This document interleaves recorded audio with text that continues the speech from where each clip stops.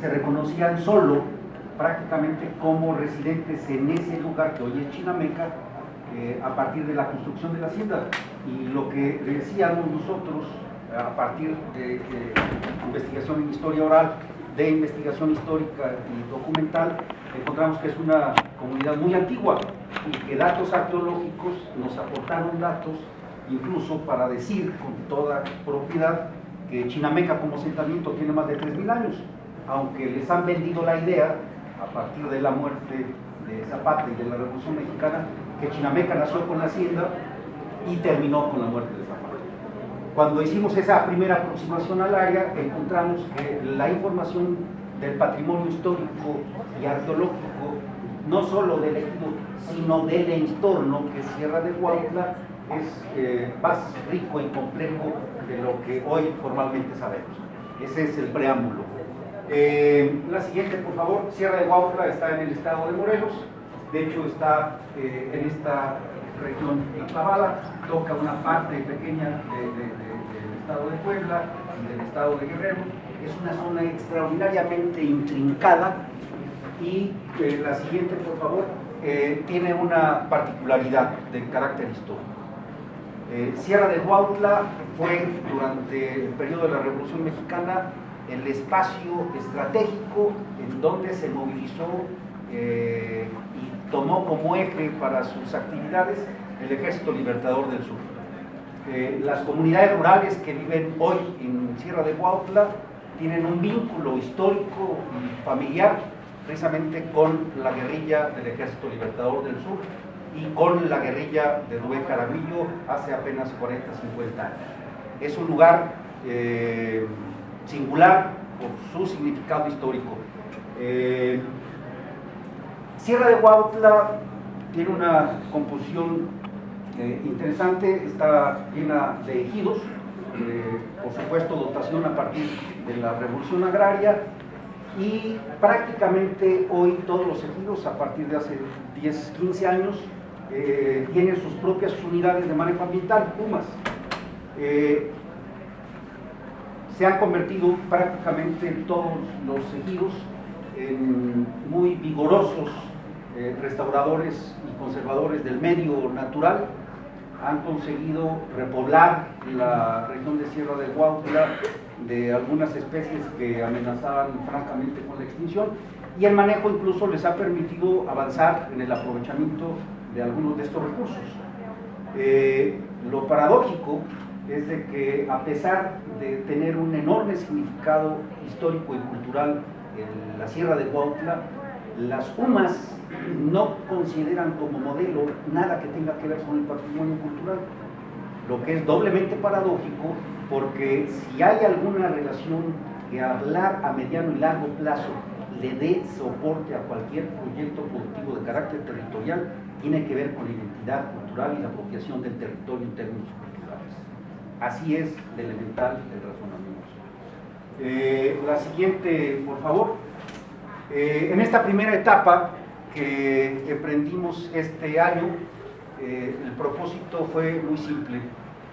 Sierra de Huautla, hoy lo vemos en los mapas, y como patrimonio cultural está con una enorme interrogación, y no estoy diciéndolo en sentido figurado. Hay mapas culturales en México en donde Sierra de Huautla es una interrogación.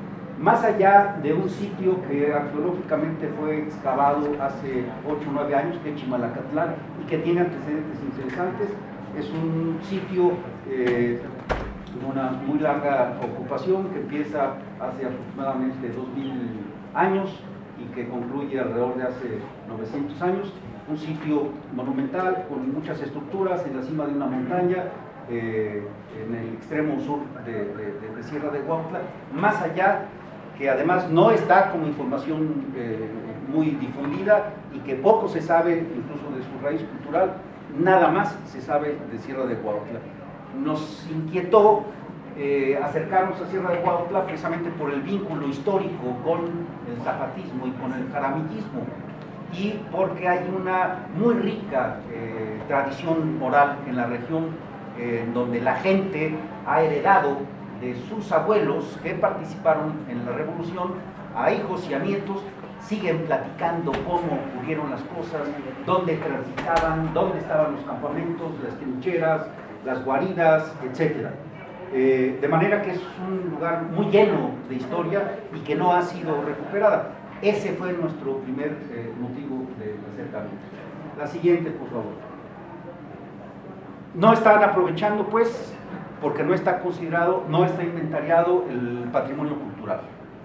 Nuestro propósito fue hacer una primera aproximación al espacio para, de manera coordinada y participativa con los ejidatarios, pudiéramos tener un primer estimado. No es posible, y sería ilusorio, plantearse que en una sola temporada de campo, que empezó en enero y terminó en mayo, cuando empieza la temporada de lluvias, todos saben que la selva baja caducifolia, cuando empieza a llover, es impenetrable. Bueno, pues son periodos muy limitados de trabajo de campo. El área es muy extensa, son muchos cientos de kilómetros cuadrados, territorio muy intrincado, decía yo, y lo que se hace en este tipo de circunstancias es caminar con la gente que conoce su territorio. Ellos finalmente son los que saben qué significado tienen o qué significado les han dado históricamente a algunos lugares. Localizan, conocen las localidades y a uno lo conducen a estos lugares.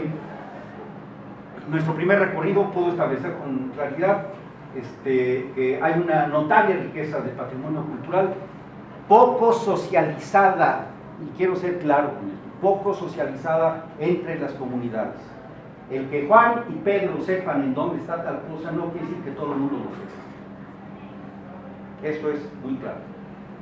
Quiere decir que no hay un proceso de socialización del conocimiento. La otra, hay un severo proceso de destrucción natural por saqueo, por pastoreo y por otras múltiples razones. Comentamos con las comunidades y era importante comenzar a construir en colaboración con ellas la información de un inventario y era fundamental socializarlo con ellas, pero socializarlos en la perspectiva de convertir esta información en una información social que estimulase el ánimo y la perspectiva de fortalecer la identidad cultural de las comunidades en la medida en que se socializa y hacer de esta conciencia una forma de corresponsabilizar a las mismas comunidades en la protección del patrimonio.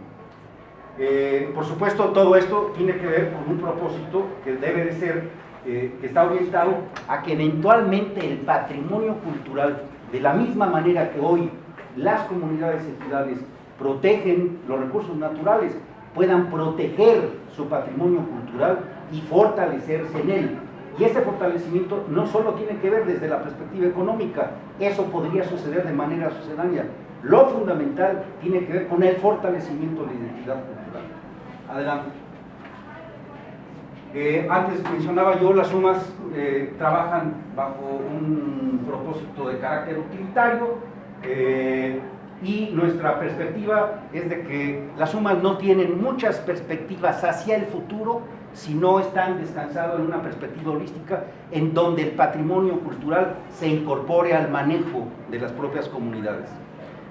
No es un planteamiento novedoso, hemos escuchado en varios de los proyectos que ahí hay un apunte específico, un señalamiento específico. Lo que me resulta, y nos resultó a nosotros relevante, es de que ya están operando las sumas en un territorio y que están omitiendo este aspecto y es importante incorporarlo. Adelante, por favor. Aquí hay un planteamiento de carácter teórico que en nuestra opinión es importante. Desde una perspectiva sociológica, la identidad de un grupo social está dada por su patrimonio. Debemos entender este como una expresión de origen, estilo de vida, desarrollo cultural y memoria histórica. En ese sentido, el patrimonio expresa la identidad cultural de una comunidad social y puede servir como catalizador para su desarrollo. Somos muy afectos, los agentes exógenos, estos que nos llamamos facilitadores, a llegar con propuestas de desarrollo.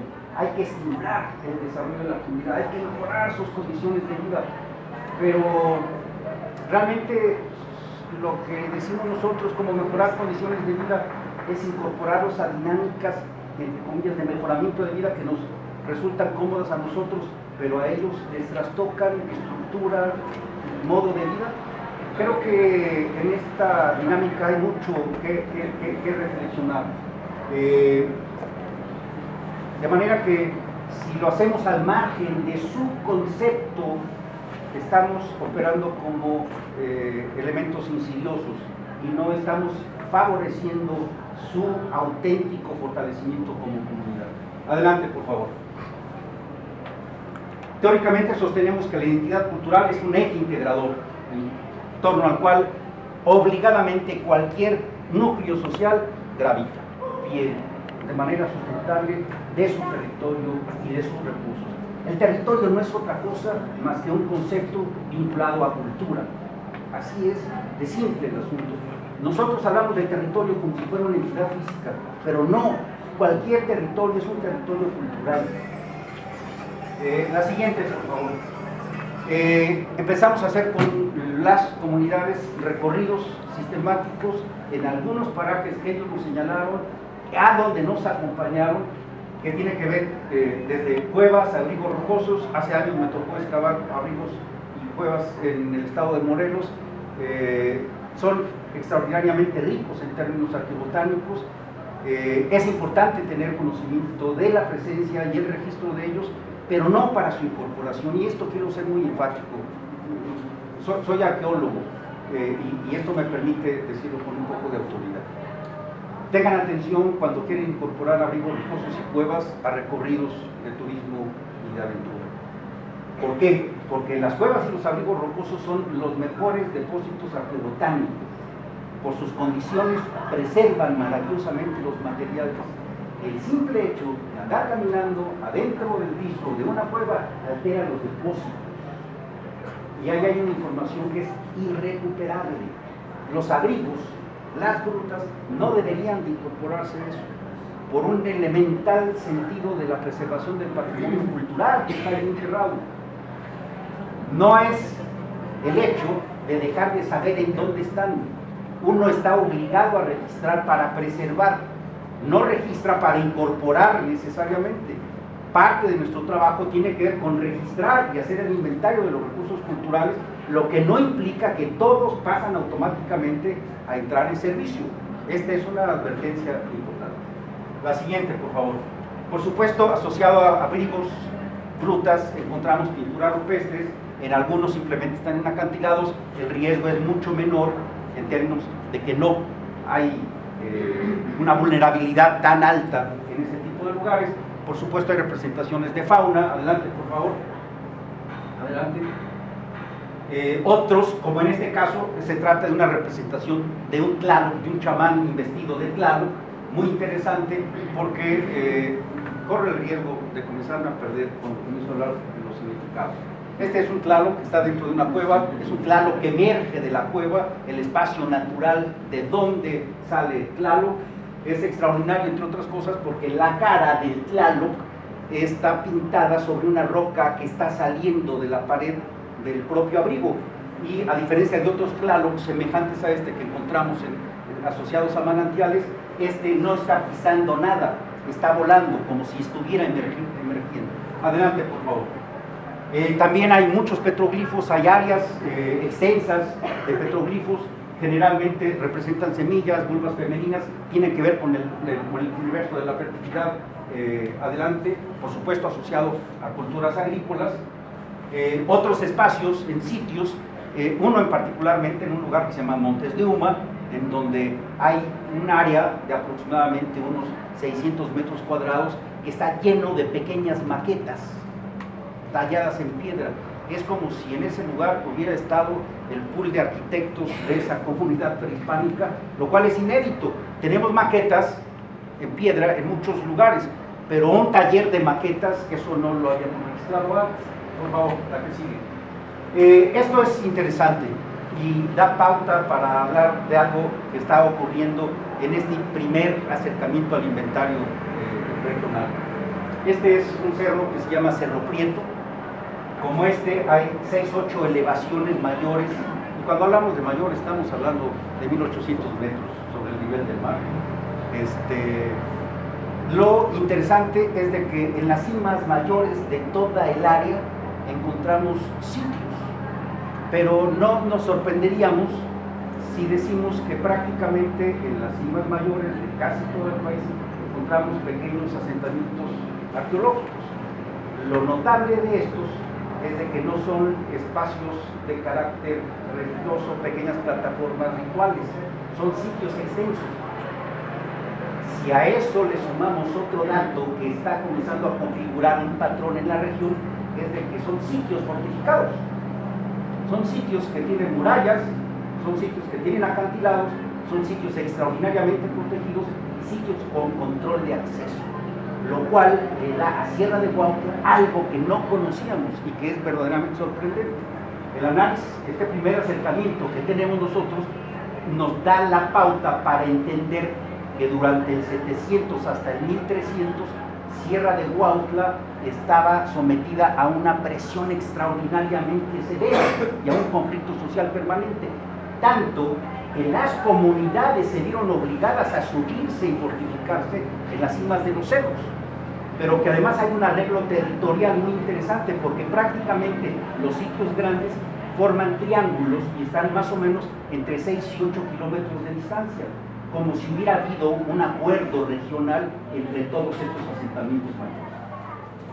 Adelante, por favor.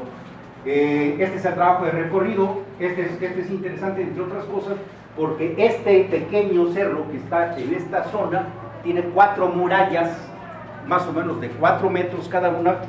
Para que tú puedas acceder al siguiente punto, tienes que entrar o por una pequeña espacio, que es una especie de control de acceso, o subir por la muralla.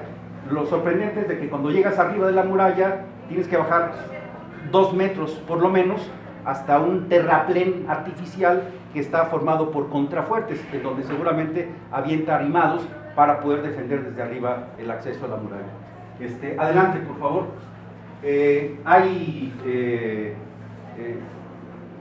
muchos vestigios, muchas estructuras, hay juegos de pelotas, el sitio es muy complejo, muy rico. Adelante, por favor. Hay lugares que están muy bien preservados en algunas estructuras, hay otros que no, han sido saqueados, desbaratados, desmantelados incluso para bajar piedra de los cerros hasta algunos poblados. Adelante.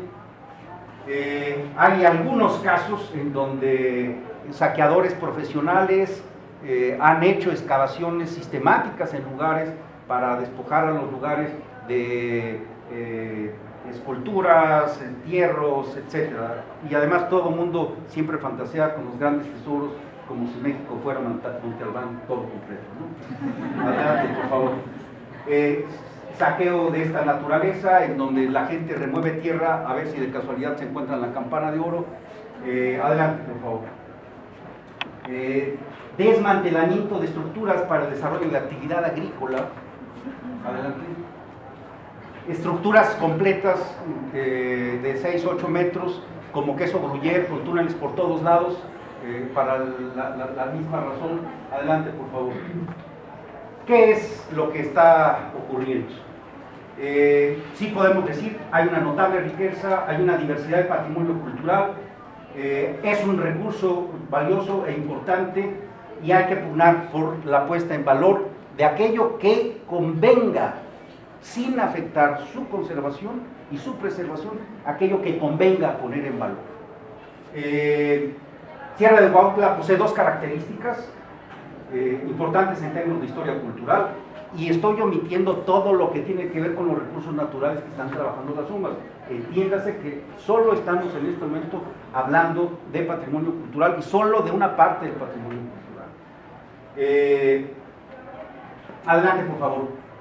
Una de estas 2 es lo que ya marcaba, estamos hablando del epiclásico, un territorio donde hay una característica fundamental. Entre el 700 y el 1300 tenemos una red de sitios fortificados en las cimas de las montañas, muchas de las cuales solo son accesibles por puntos de control, y además hay que hacerlo a caballo, porque no veo condición física entre todos nosotros como para que andemos caminando allí a pie, y lo digo sin ofensa.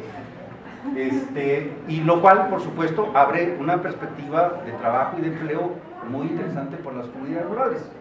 Y la otra, que es extraordinaria, es la siguiente, si aquello no lo fuera. Solo en esta área, que es esta pequeña franja, y falta todavía de recorrer algo así como el 65%, llevamos más de 54 sitios registrados, en un lugar del cual se tenía conocimiento solo de uno. Adelante, por favor. Adelante, por favor.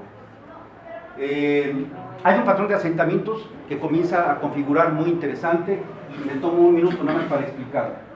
Sierra de Cuautla empieza de aquí para allá. Por acá está pasando el río Cuautla, lo pueden ver, espero que se pueda ver.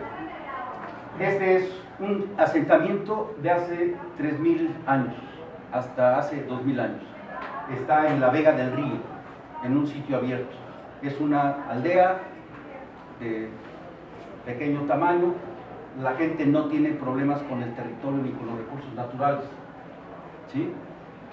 Durante el Clásico, este tipo de sitios se desplazan a lomas bajas y también cerca de ríos y manantiales. Durante el Epiclásico, y estamos hablando del momento después de la caída de Teotihuacán y los grandes centros, de ese gran centro metropolitano, se desplazan a las cimas de los cerros, sitios amurallados, protegidos. Vean la relación que hay entre comunidades, conflicto social, recursos naturales. Hacia el momento previo al contacto con los europeos, los sitios vuelven a bajar a las partes bajas, cerca de la vega de los ríos. Están entrando en dinámicas de carácter tributario, pero sujetos a un orden controlado por una instancia superior, y no en este otro momento en donde está fragmentado el espacio político y hay una emergencia de poderes regionales por todos lados. Bueno, esta es parte del conocimiento que está generando esta primera aproximación. Adelante, por favor. Bueno, esto es una imagen de algunos de los grupos de trabajo con los que estamos trabajando allá. Adelante, por favor. Esta es la otra idea que es fundamental. Casi en todos los sitios de montaña que están fortificados en el pasado prehispánico, encontramos directamente asociadas trincheras, campamentos zapatistas, resguardos zapatistas, y esa es la otra parte que es fundamental. Traten de imaginarse este territorio hace 100, 110 años como un espacio en donde la guerrilla zapatista, el Ejército Libertador del Sur, tuvo por necesidad que recurrir a estrategias militares y de resguardo y de protección semejantes a la que una sociedad en pugna y en conflicto hace más de 1000 años debió haber vivido también. Es interesante la analogía histórica porque le da sentido también a lo que estamos viendo de un remoto pasado. Pero además algo que es notable, permite, porque estos sitios que hemos visitado con ellos tiene que ver con la memoria oral, la historia oral, la memoria colectiva de las comunidades. Mi abuelo me platicó que en la cima tal, allí le tocó estar atrincherado con el general Zapata. Y vamos, encontramos la trinchera, encontramos parte de los casquillos que utilizaron cuando se defendían ahí, y además está el sitio arqueológico. Son elementos que unen experiencia, historia oral, historia arqueológica. Adelante, por favor. Creo que con esta concluyo. La recuperación del patrimonio cultural de las comunidades agrarias de la sierra no puede circunscribirse solo al manejo sustentable de los recursos naturales. La viabilidad de las sumas y la permanencia de ese modelo en el tiempo debe, como compromiso social, corresponsabilizarse de la preservación y el aprovechamiento sustentable del territorio y sus recursos. Para que ello ocurra, debe necesariamente vincularse a la incorporación y a la recuperación del patrimonio cultural para fortalecer y nutrir la identidad cultural de las comunidades, fortalezca y fomente el arraigo de las mismas a su territorio y pugne por el desarrollo autogestivo de las mismas. Creo que con esto concluyo. Muchas gracias.